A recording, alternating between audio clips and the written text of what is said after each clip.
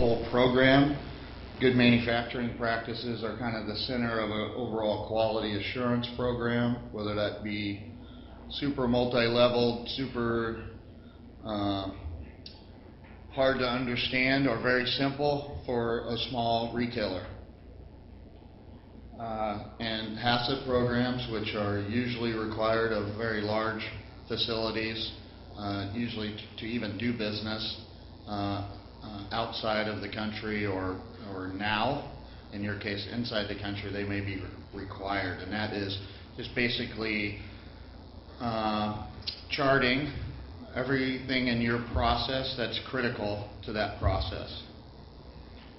Of course, sanitation, which is the start of any good program, and then all that kind of fits with regulatory compliance, because those are you have to be in compliance with regulatory laws. So the most effective GM programs are personal practices. That involves each and every employee and how they conduct themselves. Production-related items, and I'll speak to these as we go, which could mean equipment, how it's laid out, what type of equipment did you buy or do you have. The age probably plays a little factor into the overall how it was built for sanitary reasons. Are you fixing your equipment with whether it be screws or whatever? If you're replacing sheet metal, is it in compliance? Visitors, maybe for a larger place, but tracking who comes in and out of that facility, especially in the working areas, and then overall tracking of all this.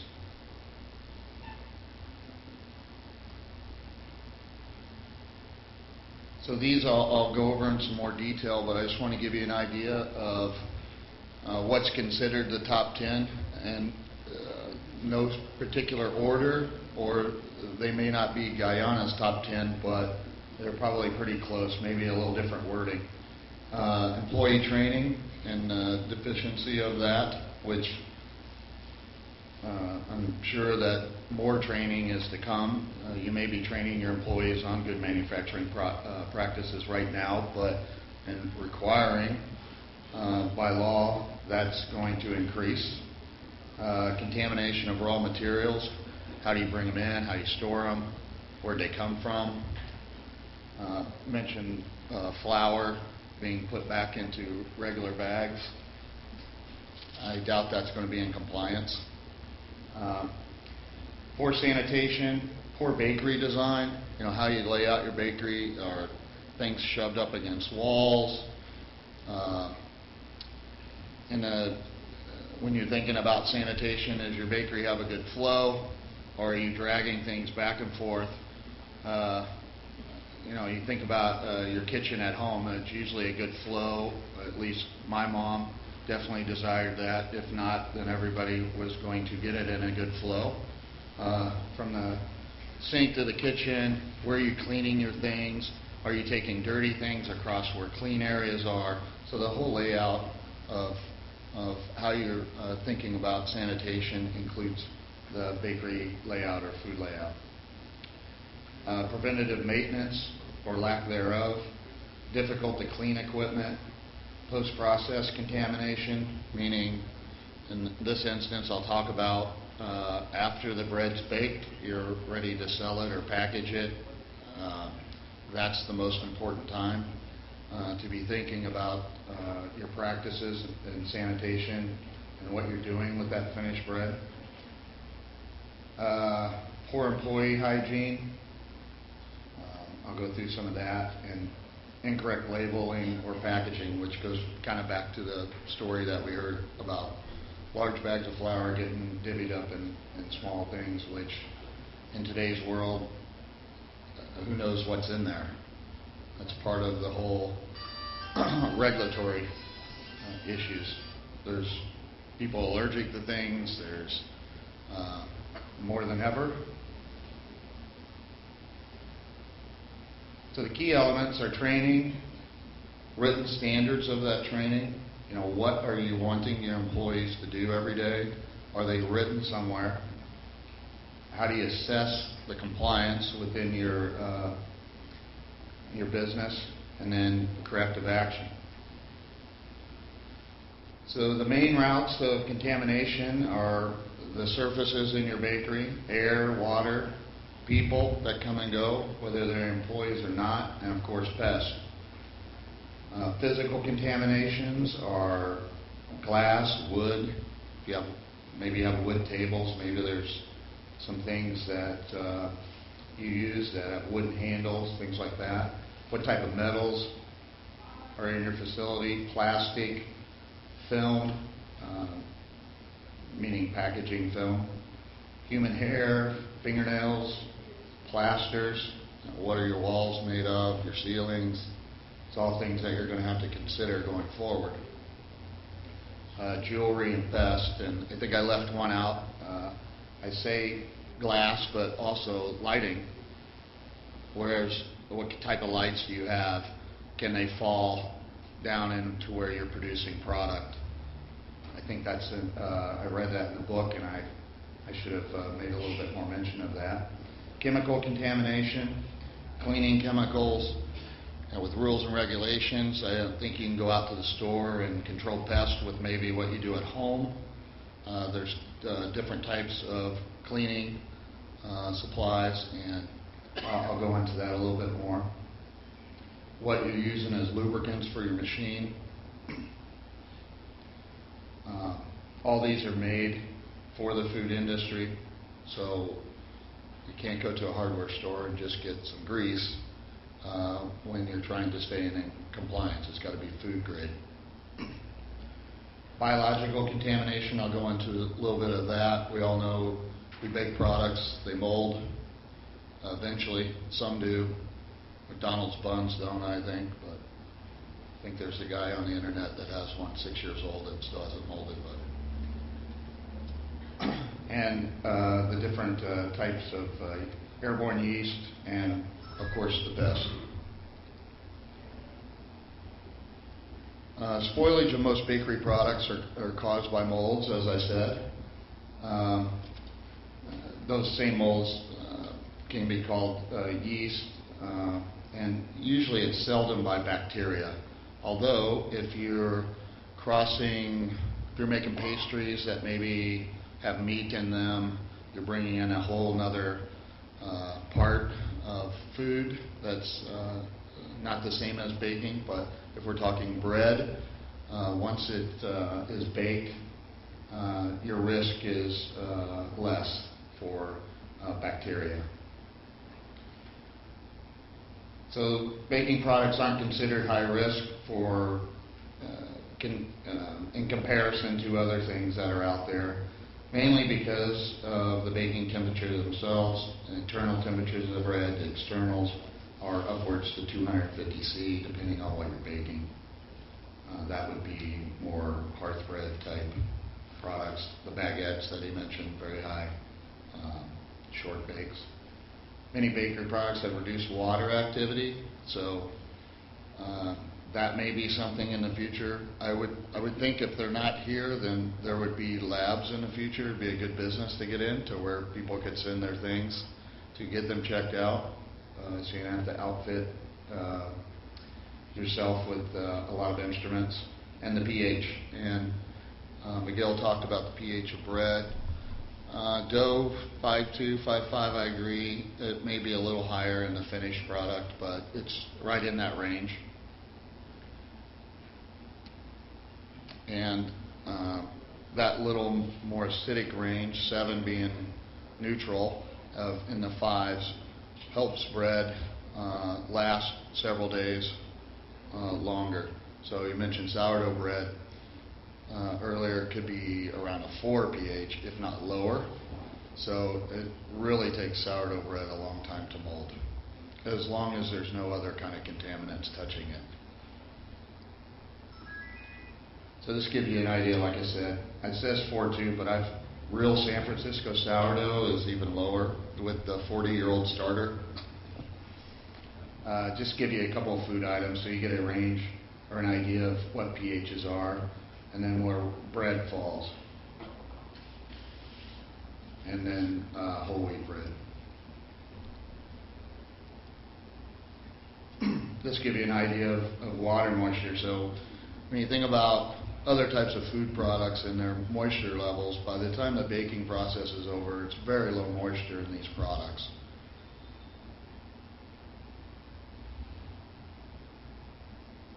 And bread, basically meaning pan bread, a little higher moisture than some of the others, but it's mainly because of the temperature in the very center, the very internal temperature, is not going to be quite what it is on the outside. Individual products, obviously the core temperature of those are much higher. The heat penetrates them much greater.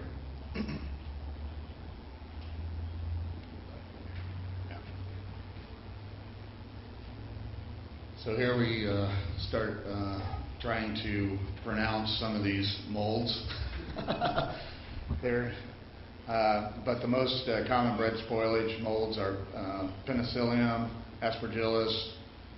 Both can contain mycotoxins. Those two mycotoxins are very resistant to surviving the heat process, so those are the most ones that we have to watch out for, especially in the bakery. It's not something that you can see, but can be tested for. And then if you've seen black mold on bread, the rhizopus stolonifer is that. That's a little, could be a signal. I can ask Miguel on that, but typically it is gray and green. You start getting black mold, you've got some issues. It could be just airborne issues, not surface contact issues. So these two can cause rope in bread. Does anybody know what rope in bread is? So a while back, I don't know how many years ago, but when commercial bakeries even didn't have sanitation programs, sometimes poor air conditions, dust, dirt, a bakery could really get in trouble, especially if it was a larger type bakery that has a long process, that has a lot of metal, a lot of conveyors, things like that. So the bread would look perfectly normal going out the door, and in 2 days' time, the internal part of the bread would be the consistency of yogurt. And not a little dot, a big part of the internal part of that. There really is no cure for that. If you had that in your bakery, it was time to shut the doors because you could not disinfect enough to ever get over it. Maybe today there's a little bit better technology to get out of that, but bakeries would just shutter if they got rope.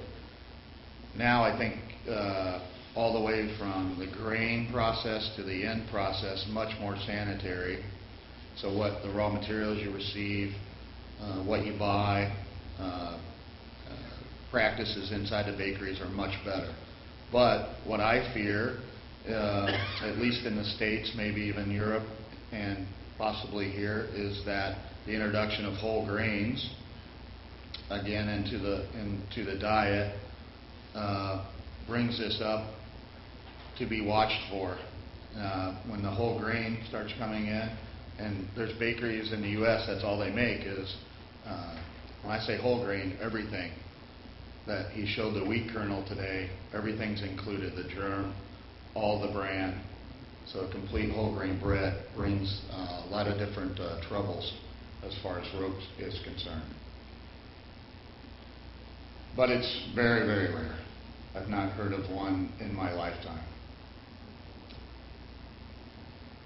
which is 24 years, I think, plus another 24.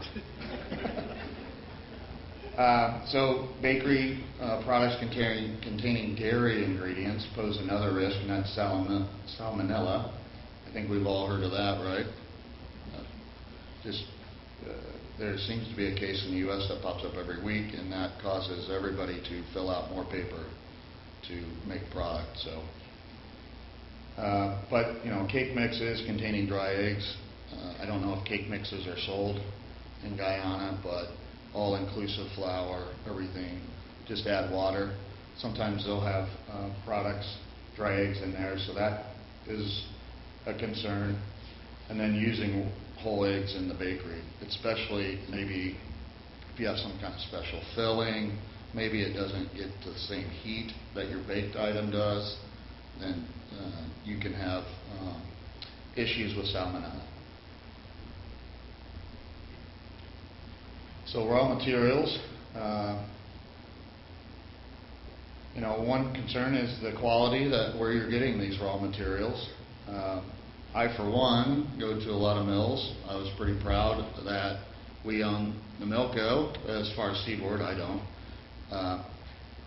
When I walked in there the other day, it is one of the cleanest mills that we have. The signage is everywhere. They're already conforming. Of course, I think it's one of the only mills that we have that's ISO 9001 certified. So usually I start getting the pen and paper out pretty quick and start writing down all the things we need to improve on, but it was pretty clear from the get-go I could just focus on baking in the lab.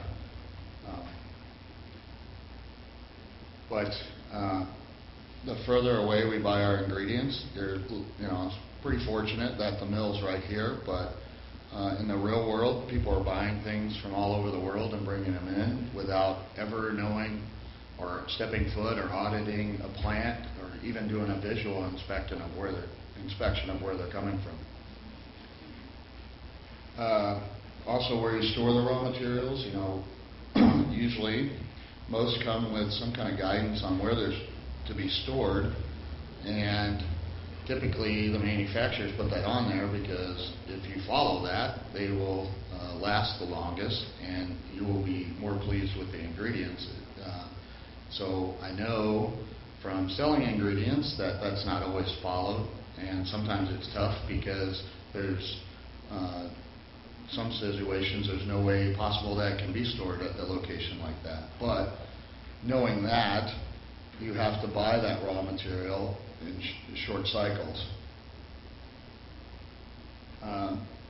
Visual control. If you have an area where you're storing raw materials and somebody has to get a sample, or maybe it's a 50-kilo bag and you take 5 kilos out, it needs to be taped for sure to not only protect its integrity, but any cross-contamination from other things that are in there. Plus, if you tape it, then nobody else is getting in there from an economic standpoint and taking something from your facility that's not theirs. C of A's quality documents, I don't know if those are offered by the mill or not. That may be something that's required once the law is passed. They're offered. So those are key. When it comes to the integrity of the products that you're buying, the purpose of these documents are for the suppliers to back up and verify that what they're saying they're doing. So if flour is a 12 protein, it is a 12 protein, and it's listed on the C of A as it was tested in the lab. And then other quality documents you could expect are, what's the hazardous paperwork, name them off. And then also what is called FIFO, which is first in, first out. If you're, buying powdered eggs and you have 4 cartons in your warehouse and you get another 4, don't use the 4 you just got first. Make sure that you're documented, which is probably going to be required as well, of when you received it and use it as such.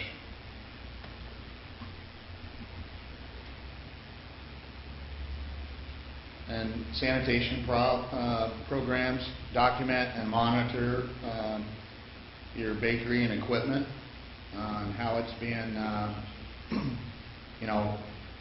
if you're going to buy a new piece of equipment, I would assume in today's world that there's some standard that either comes with it or is stamped on it.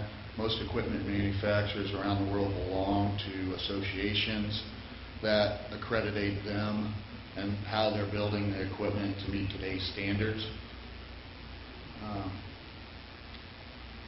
How you're cleaning the equipment.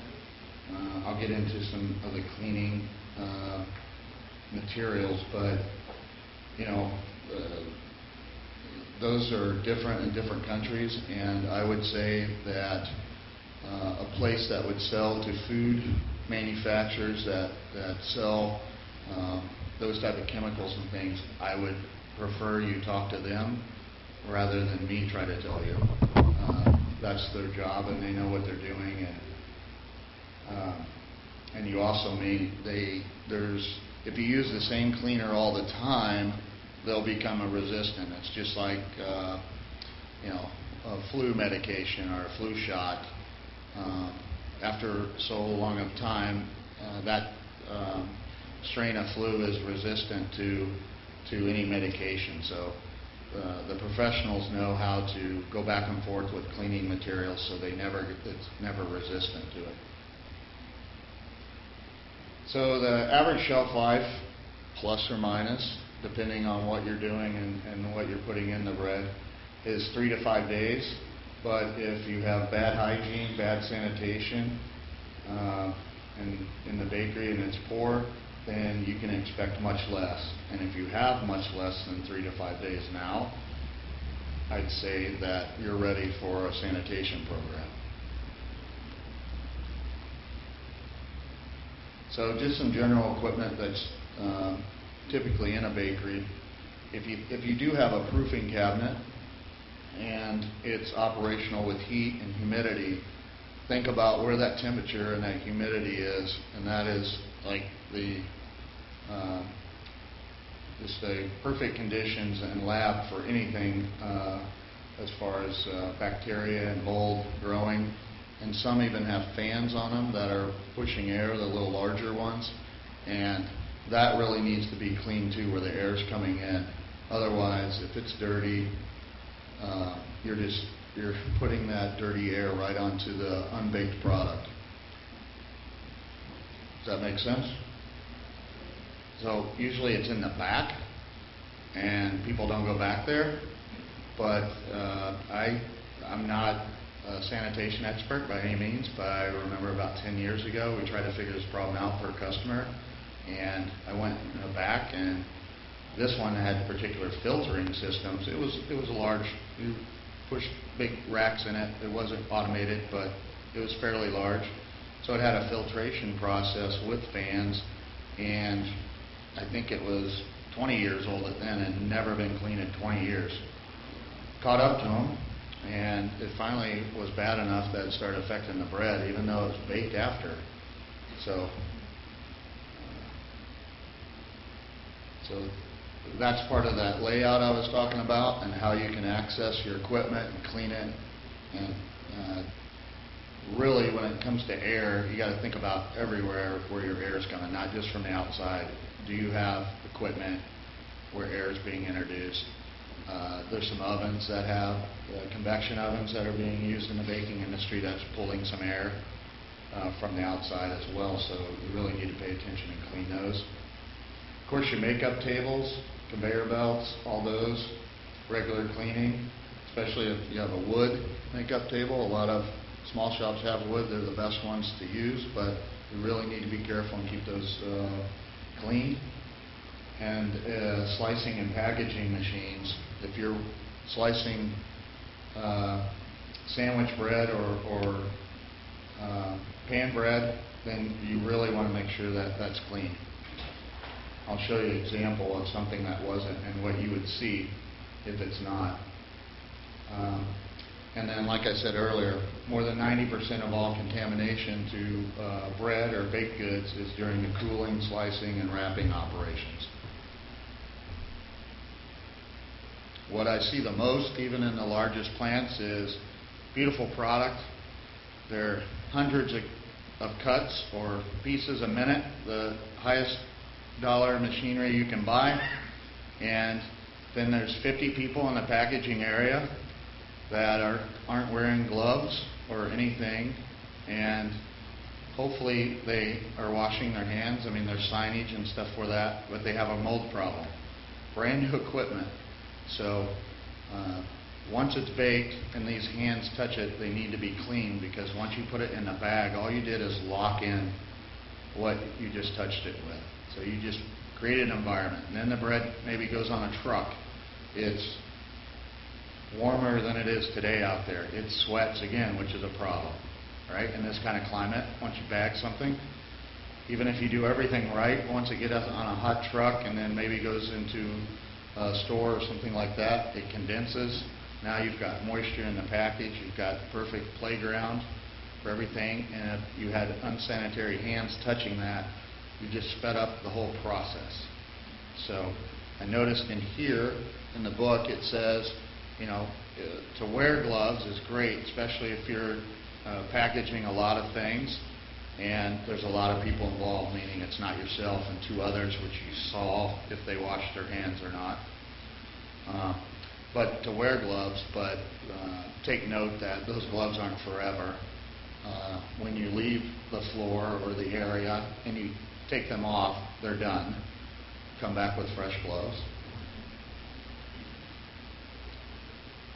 And like I said, on disinfection, always consult the supplier.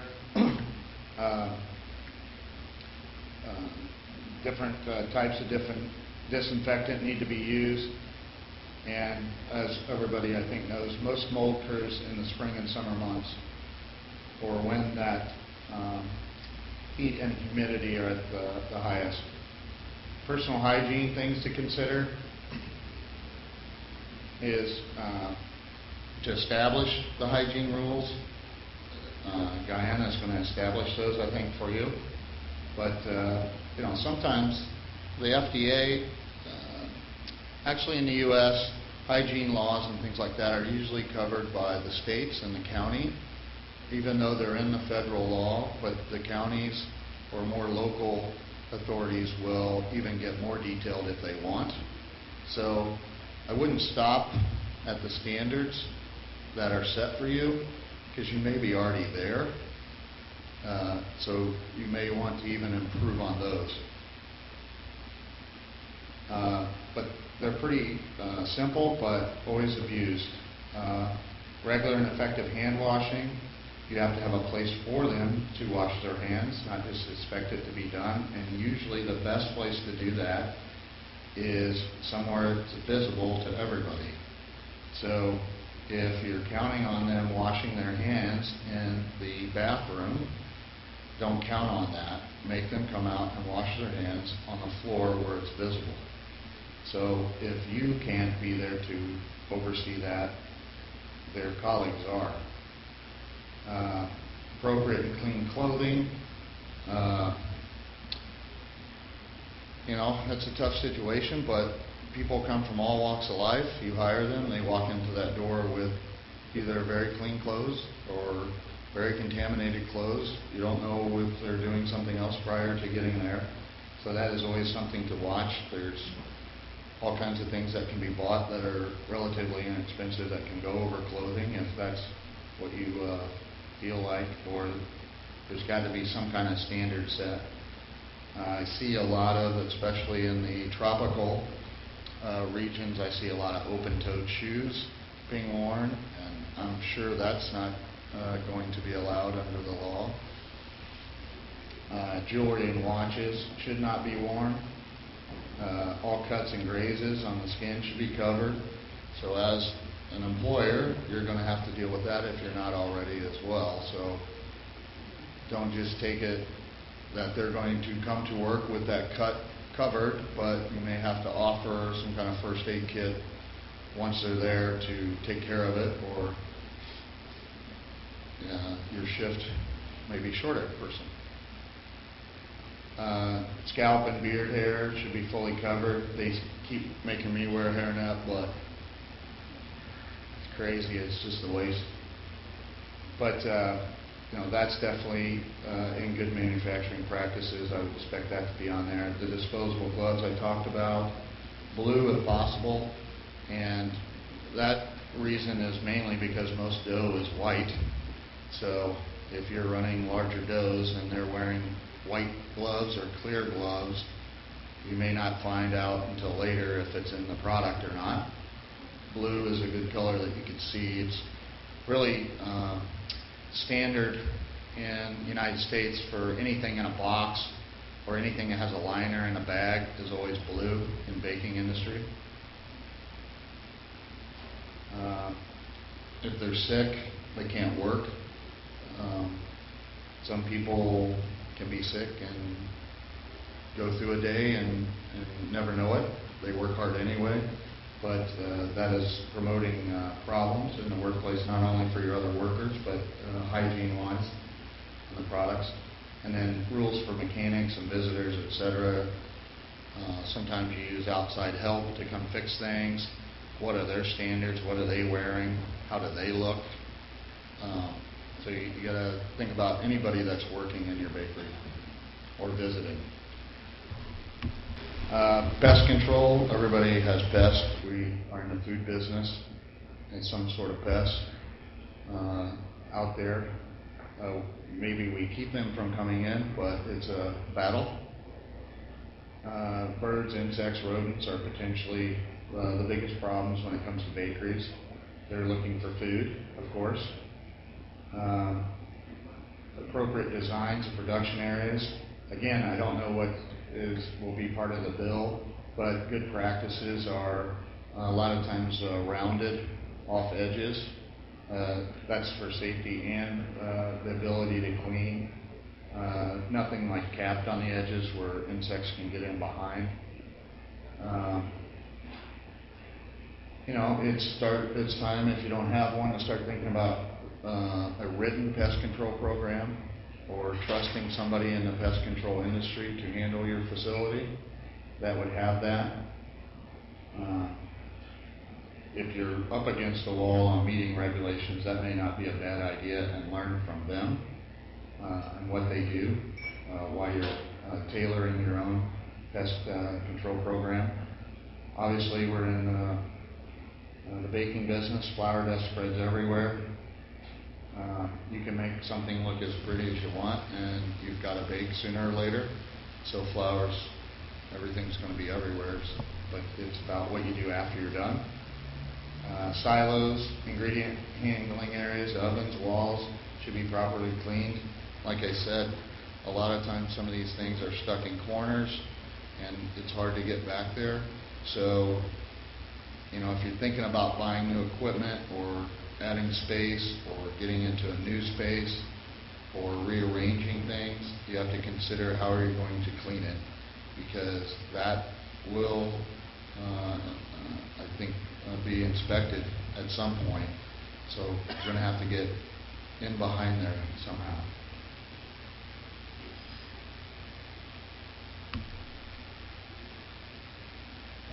Fumigation, of course, is a way of pest control, and that's completely filling an area with the gas. I would not recommend being present when that's going off, and you got to pick a time when nobody's going to be around to be able to do that.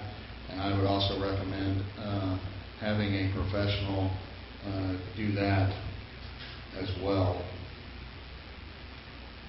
These are different types of ways to control. We have insect traps. UV lamps are used a lot. Electric traps outside the doors on the outside. Also, air systems are being more and more popular. When the door opens, a burst of air hits, and that doesn't allow anything to fly in when somebody's entering the building. And then also all the chemicals that are intended to hold these pests off.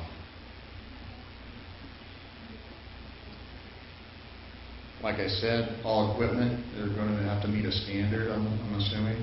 And most of new equipment today does. I'm sure there's some one-offs and local people or people that are building equipment in a country that doesn't require that, but you need to be leery of that when you're buying, because the $100 difference may not be worth it in the long run.